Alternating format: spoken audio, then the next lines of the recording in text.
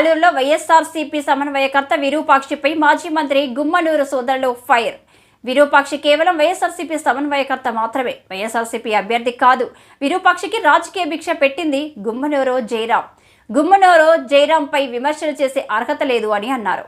అన్న జయరాం నాయకత్వంలో ఆలూరులో టీడీపీ జెండా ఎగరవేస్తాం. మాజీ మంత్రి జయరాం గుంతకల్లు నుంచి టీడీపీ నుంచి పోటీ చేస్తారు, గెలుస్తారు.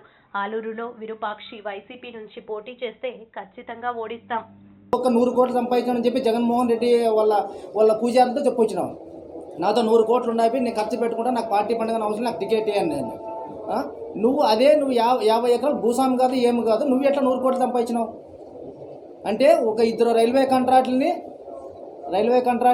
వాళ్ళతో పనిచేస్తూ వాళ్ళు మోసం చేస్తూ ఒకరు ఆత్మహత్య చేసుకునే దానికి కారణం కూడా నువ్వే విరూపాక్షి.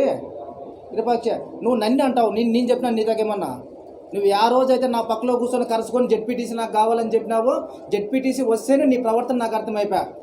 ఏమి జయరాంతో నేనెందుకు పని చేయాలా, వాళ్ళు ముగ్గురు ఉన్నారు, వాళ్ళ ముగ్గురితో పనిచేసి నాకు ఎమ్మెల్యే టికెట్ ఇప్పిస్తారు అని కూడా నువ్వు నాతో మాట్లాడలేదా?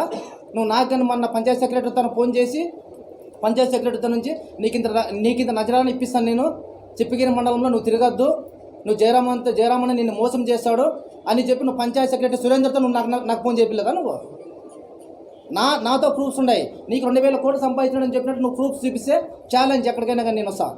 ఏమంటే మాకు ఆవేశాన్ని అణుగుదొక్కుతూ జయరామన్న ఒక మర్యాదగా మనం బాగుండాలనే ఉద్దేశంతో నేర్పినాడు కాబట్టి ఈరోజు అట్లే ఉన్నాము. నువ్వు లేనిపోయిన ఆరోపణలు చేసుకుంటా భయందోళ్ళని భయపడిచేటట్లు. భయం అనేది కబడ్దార్ అంటే వీటి నుంచి రావాలి. అదే కాళ్ళు చేతులు వణుకుతూ కబడ్దార్ అంట. అది కాదు కావాల్సిన, మాకు అట్లా నేర్పలే. ప్రజల్లో అమేకమై పోవాలనే ఉద్దేశంతో మేము పోతున్నాం. కానీ ఏదప్పుడు నియంతగా పనిచేసే వ్యక్తి గుమ్మనూరు జయరామన్న గారు. ఎందుకంటే ఆ రోజు వైఎస్ఆర్ కాంగ్రెస్ పార్టీలో నేతగా పనిచేశాడు, ఆ పార్టీ కోసం కష్టపడాడు. ఆ పార్టీ ఈరోజు మనకి అన్యాయం చేసింది కాబట్టి ఇప్పుడు తెలుగుదేశం పార్టీలో చేరాం.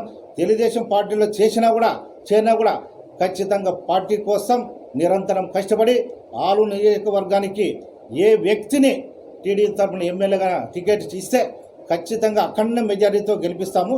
అది ఎందుకంటే ఆ విశ్వాసంగా ఎందుకు చెప్తున్నా అంటే ఈరోజు జయరామన్న గారు 15 సంవత్సరాల రాజకీయ ప్రస్తావనలో మన ఆలూరు నియోజకవర్గంలో దాదాపుగా అందరూ కుల మతాలు అతీతంగా ఎస్సీ ఎస్టీ బీసీ మైనార్టీలు అందరినీ కలుపుకొని ఒక కుటుంబ సభ్యుల పక్కలో కూర్చోపెట్టుకొని అన్న తమ్ముడుగా భావించిన వ్యక్తి మన గుమ్మనూరు జయరామన్న గారు.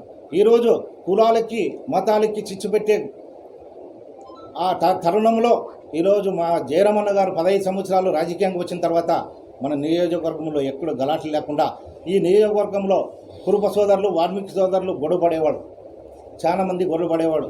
మీకు కూడా మీడియా సోదరులు కూడా తెలుసు.